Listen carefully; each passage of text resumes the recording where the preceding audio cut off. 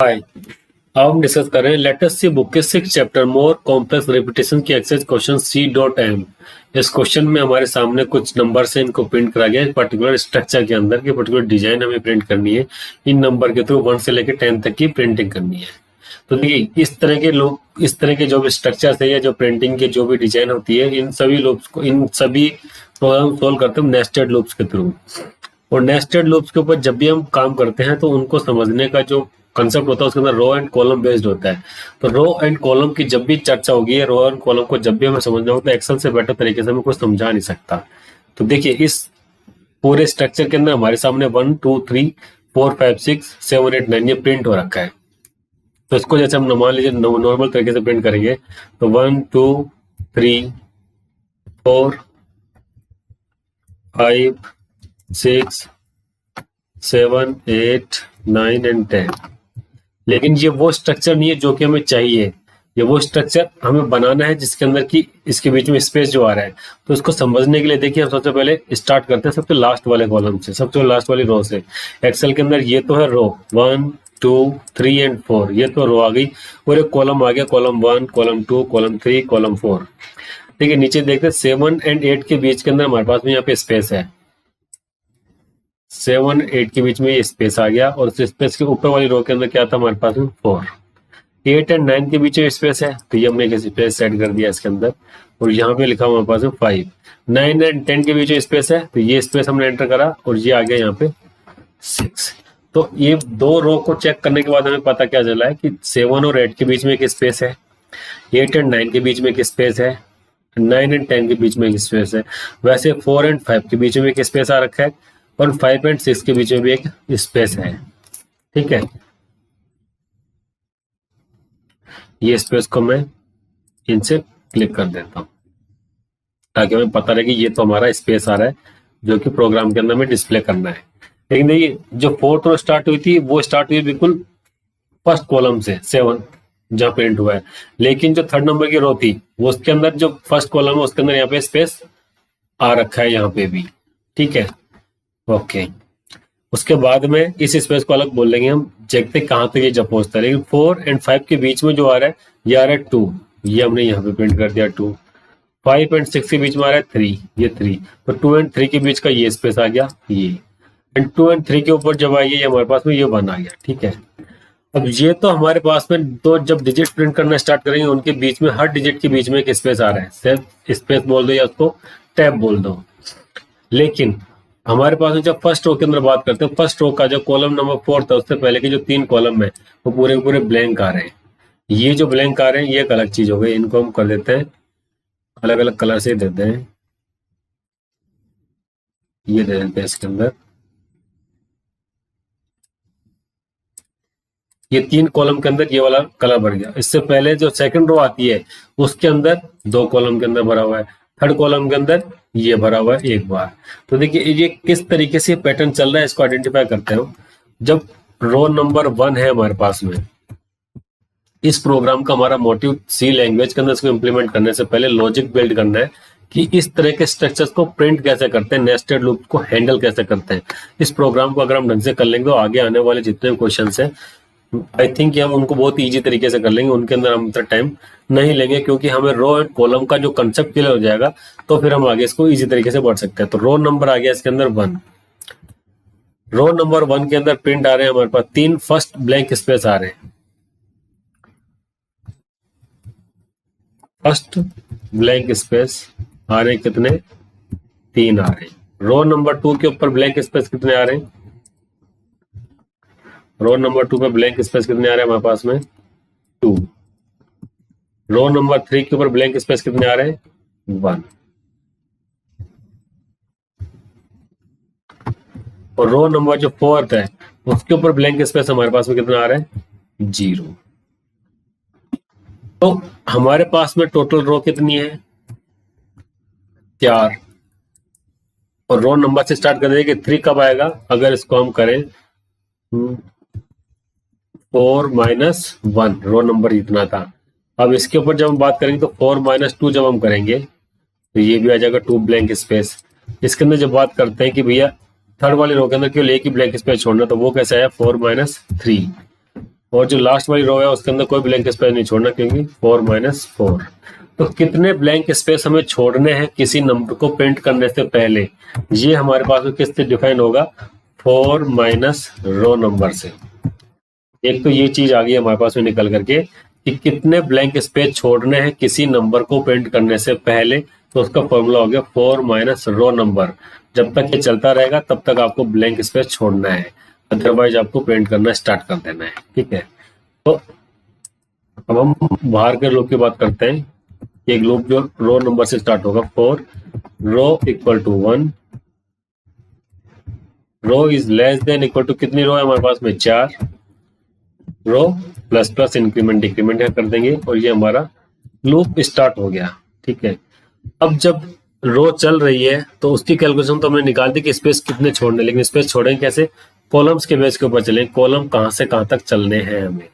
तो कॉलम कहां से कहां तक चलने, ये कैसे डिफाइन होगा, देखिए टोटल कॉलम कितने आ रहे हैं हमारे पास में, 1 2 3 4 5 6 7।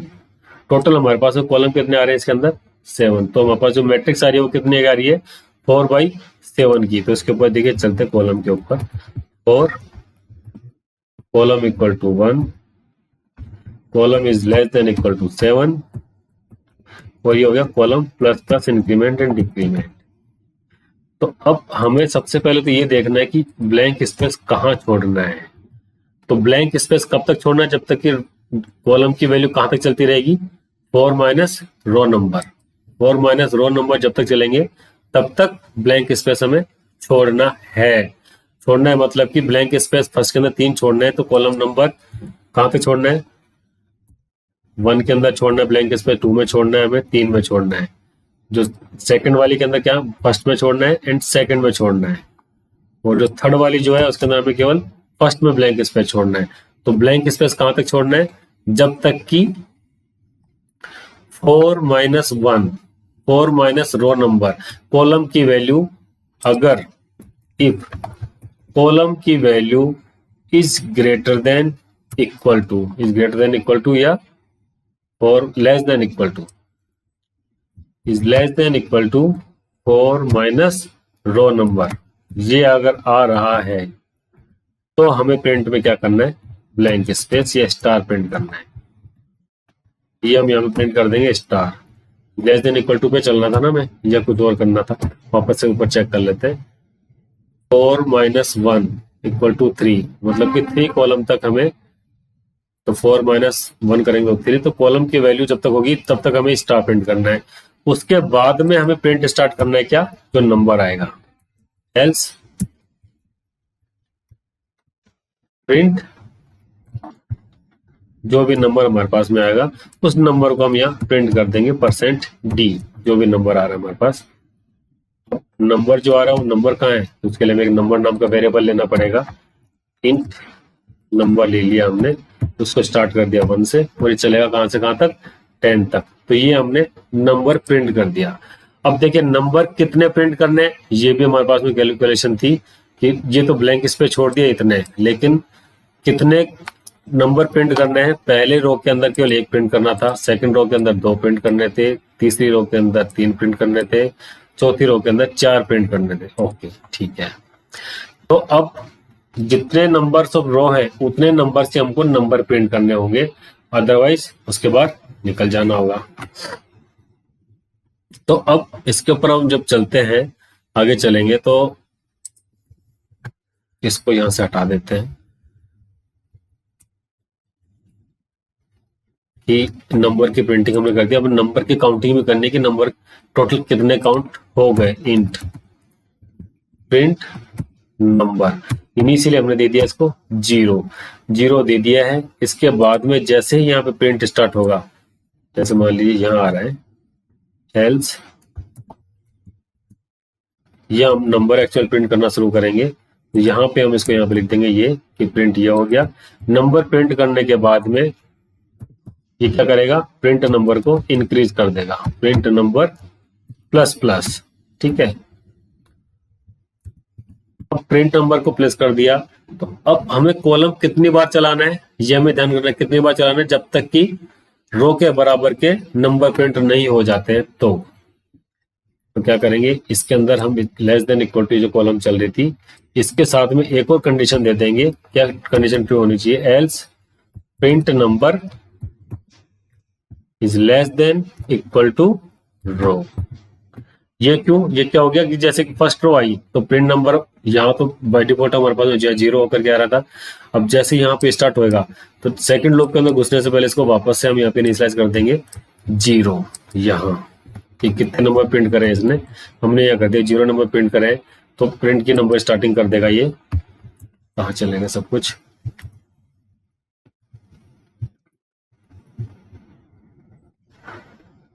तो ये नंबर की प्रिंटिंग स्टार्ट कर देगा। क्यों, क्योंकि रो नंबर 1 था और प्रिंट नंबर भी इनिशियली इसको कर देते हैं हम 1, क्योंकि 1 से स्टार्ट कर देंगे। अब इसको यहाँ डिक्लेयर करो या यहाँ डिक्लेयर तो करना पड़ेगा, लेकिन इनिशियलाइजेशन तो यहीं से करने से काम चलेगा। अब प्रिंट नंबर जब 1 आ रहा है तो पहली बार तो उसने प्रिंट कर दिया, जहाँ प्रिंट नंबर प्लस प्लस कर देगा तो ये कॉलम के अंदर आगे एग्जीक्यूट नहीं होगा, क्योंकि आगे के कॉलम्स के हमें वैल्यू की रिक्वायरमेंट है नहीं। अब ये सब प्रिंट होने के बाद में देखिए हर जो नंबर प्रिंट हो रहा है उसके बाद में एक स्पेस और ऐड हो रहा है, तो यहाँ पे हम एक स्पेस ऐड कर देंगे, स्पेस ऐड कर देंगे, चाहे तो हम यहाँ पे स्लैश टैब ऐड कर देंगे। तो सबसे पहले तो इसके आगे हम एक नॉर्मल स्पेस ऐड कर देंगे, ठीक है। अब हम हमारे प्रोग्राम के ऊपर चलते हैं, इसी कंसेप्ट को जो हमने फॉलो करा है उसी को फॉलो करते हुए आगे बढ़ेंगे। होपफुली आपको रो एंड कॉलम का कंसेप्ट समझ में आ गया होगा, और जो कुछ रह गया वो अब इसके अंदर बाकी समझ में आ जाएगा। CH06 का C का M.C ये हमारा प्रोग्राम चला देते हैं हम, hash include stdio.h hash include conio.h void main CLRSCR for clearing the screen, GTCH for holding the screen। हमारे पास वेरिएबल क्या लिए हमने, एक तो नंबर लिया हुआ है, एक रो लिया हुआ है, एक कॉलम लिया हुआ है और एक प्रिंट नंबर लिया हुआ है। ये हमारे पास वेरिएबल्स थे। ओके, अब हमारा लूप इनिशिएट करते हैं, आउटर लूप, और रो की वैल्यू 1 से स्टार्ट होगी। हमारे पास में कहां तक जाना है, 4 रो तक जाना था हमें, रो प्लस प्लस।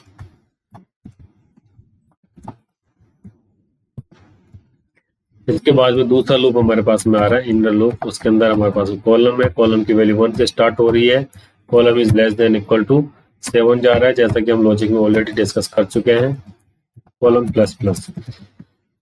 देखिए प्रोग्रामर को जितना टाइम प्रोग्रामिंग करने में लगता है उससे कहीं ज्यादा टाइम उस प्रोग्रामिंग को लिखने के लिए जो लॉजिक बनाने उसके अंदर लगता है। तो ये कभी भी नहीं सोचना कि प्रोग्राम लिखने में तो बहुत कम टाइम लगा, ये सोचने में टाइम लग गया।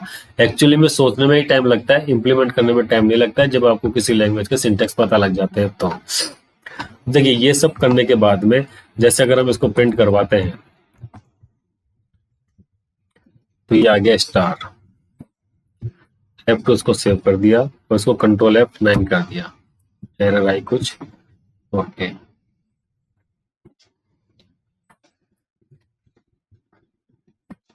कंट्रोल F9, देखिए पूरा का पूरा स्टार एक ही लाइन में प्रिंट हो गया। क्यों, क्योंकि हमने जब इनर लूप के ऊपर काम करा था तो हमने इसको नए लाइन के ऊपर भेजा ही नहीं है कि भाई तुम नई लाइन के ऊपर चले जाओ। तो जैसे ही इनर लूप खत्म होगा इसके बाद हम ऊपर न्यू लाइन चेंज कर देंगे। ये स्टेप बाय स्टेप हम इसलिए कर रहे हैं क्योंकि अभी तो हमने डिस्कस कर लिया नोटपैड के अंदर और एक्सेल के अंदर तो लॉजिक कैसे बनते हैं, अब उस लॉजिक को इंप्लीमेंट कैसे करते हैं ये भी तो हमें पता होना चाहिए। ये अब हम यहाँ पे करते हैं, न्यू लाइन कैरेक्टर दिया हमने, तो देखिए प्रिंट के अंदर क्या आ गया, 1 2 3 4 5 6 7 कॉलम प्रिंट हो गई, 4 रो प्रिंट हो गई। अभी तक हमने कोई लॉजिक नहीं लगाया कि कहाँ प्रिंट करना था कहाँ प्रिंट नहीं करना था, ठीक है। अब हम इसके ऊपर चलेंगे हमारे लॉजिक की तरफ कि हमारा लॉजिक क्या था।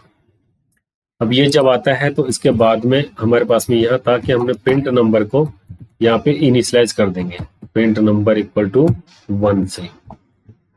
हम यहाँ पे कॉलम का हमने यहाँ पे स्टार्ट क्या करा था कि end print number is less than equal to row, तब तक ये लूप चलता रहेगा। तो देखिए अब इसको हम कर देते हैं, इसको रन करा कर चेक करते हैं। तो देखिए हमारे सामने क्या प्रिंट हो गया, बिल्कुल एज इट इज जो भी थी वैसे की वैसे प्रिंट हो गई है। अब हम हमारे लॉजिक्स के ऊपर ध्यान देते हैं। लॉजिक के अंदर हमारे क्या लिखा था, देखिए if column is less then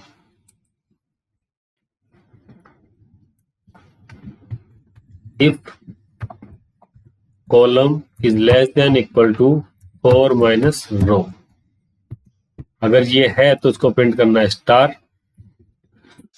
else में क्या प्रिंट करना है हमको, एल्स ये ब्लॉक हमने लगा दिया है,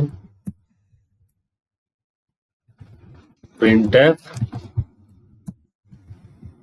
%d, इसके बाद हमें स्पेस देना था और ये हमने नंबर प्रिंट करना है कि जो नंबर आ गया है।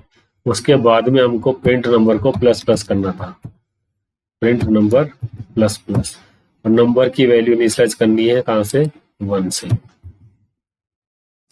ये हमारा सेव हो गया। अब इसको देखिए रन करा करके चेक करने की कोशिश करेंगे कि हम कहां से कहां तक पहुंचे हैं। देखिए स्टार स्टार 1 प्रिंट हो गया। पहली रो के अंदर हमारे पास 3 स्पेस छोड़ने थे, उसकी जगह पे स्टार आ गया है। सेकंड वाले के अंदर 2 स्पेस छोड़ने थे, उसकी जगह पे हमने 2 स्टार प्रिंट करने। थर्ड वाले के अंदर 1 स्टार छोड़ दिया है, मतलब 1 स्पेस छोड़ने, तो उसकी जगह पे स्टार प्रिंट हो गया है। तो हमारा जो स्ट्रक्चर रिक्वायरमेंट है वो तो हमारे सामने बिल्कुल एग्जैक्ट आ गई है, लेकिन अभी हमारे पास केवल 111 प्रिंट हो रहा है। तो 111 प्रिंट केवल इसलिए हो रहा है क्योंकि जो नंबर आया हमारे पास में, नंबर की वैल्यू को हमने इंक्रीज नहीं करा है कि 1 था तो 1 के 1 ही रह गया, तो इसको भी नंबर को भी प्लस प्लस कर देते हैं और इसको हम आगे बढ़ाते हैं कंट्रोल F9। तो अब देखेंगे क्या आ रहा है हमारे पास में, 1 2 3 4 5 6 7 8 9 10 ये आ गया। अब हमारे पास में जो स्टार आ रहा था, इस स्टार को हटा करके हम इसको स्पेस कर देते हैं, क्योंकि नीचे भी हमने स्पेस ही लिया हुआ है, तो स्पेस के थ्रू इसको इंप्लीमेंट कर देते हैं। तो देखिए 1 2 3 4 5 6 7 8 9 10 ये बिल्कुल वो एग्जैक्ट प्रिंट हो गया जो कि हमारा रिक्वायर्ड आउटपुट था। होपफुली कि आपको समझ में आ गया होगा। अब इसको और बेटर तरीके से समझने के लिए कर देते हैं, स्पेस की जगह पे हम /t कर देते हैं ताकि स्पेस जो है अच्छा खासा आ जाएगा। F2 सेव करा, कंट्रोल F9 रन कराया, 1 2 3 4 5 6 7 8 9 10 3 टैब चले गए।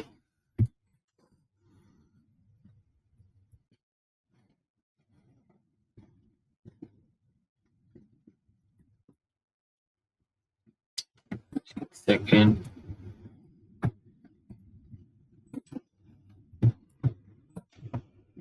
ये स्टार हमारा प्रिंट था, इसको कंट्रोल F9 से करा तो 1 2 3 1 के नीचे 5 के नीचे बिल्कुल स्पेस होना चाहिए था, 7 8 9 10 बिल्कुल ठीक है। अब इसको हम इसके साथ में चेक कर देते हैं।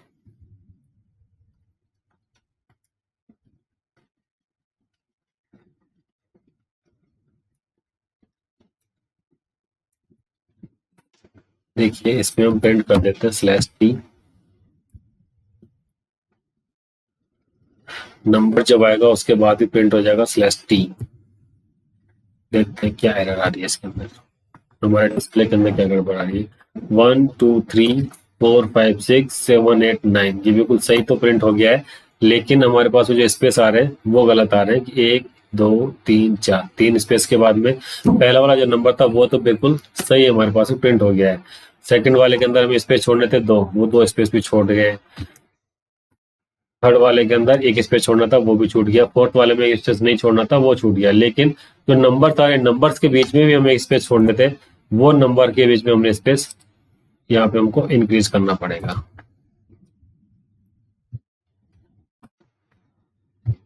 हो गया 1 2 3 4 5 6 7 8 9 10 जो नंबर्स के बीच में स्पेस था वो हमारा छूटा हुआ नहीं था, वो हमने छोड़ दिया, तो हमारा एग्जैक्ट प्रिंट आ गया। तो हमने हर तरीके से प्रोग्राम को सोल्व करके चेक कर लिया है।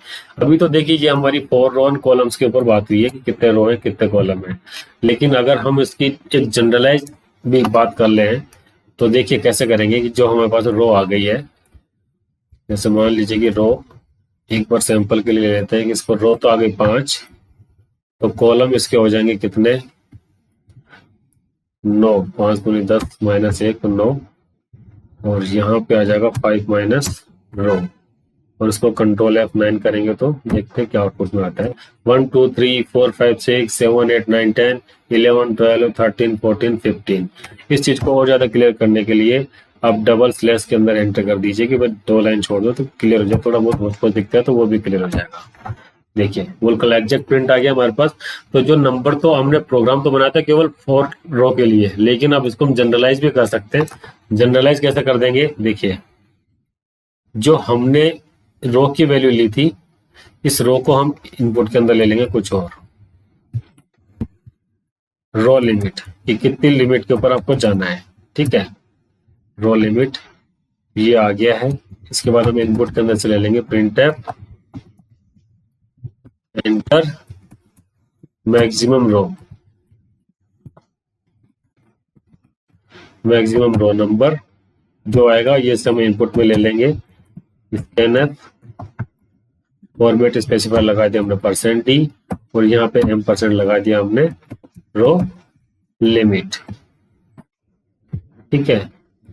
इसको स्कैन करने के बाद में हमने इसको स्क्रीन को वापस से क्लियर कर दिया है ताकि एग्जैक्ट हमें पता लगे कितना है।